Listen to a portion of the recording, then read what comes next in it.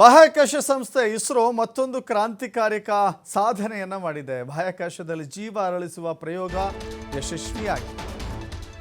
ಸ್ಪೆಡೆಕ್ಸ್ ಜೊತೆ ಕಳಿಸಿದಂಥ ಅಲಸಂದೆ ಕಾಳು ಮೊಳಕೆ ಹೊಡೆದಿದೆ. ಜೀವ ಸೃಷ್ಟಿಯ ಪ್ರಯೋಗ ಇದು. ಜೀವ ಸೃಷ್ಟಿಯ ದೊಡ್ಡ ಪ್ರಯೋಗ ಈಗ ಯಶಸ್ವಿಯಾಗಿದೆ.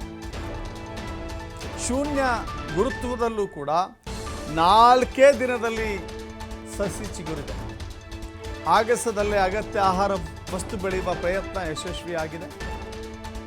ಡಿಸೆಂಬರ್ 30ರಂದು ಇಸ್ರೋ ಹಾರಿಬಿಟ್ಟಿದ್ದಂಥ ಸ್ಪೆಡೆಕ್ಸ್ ನೌಕೆ ಅದು.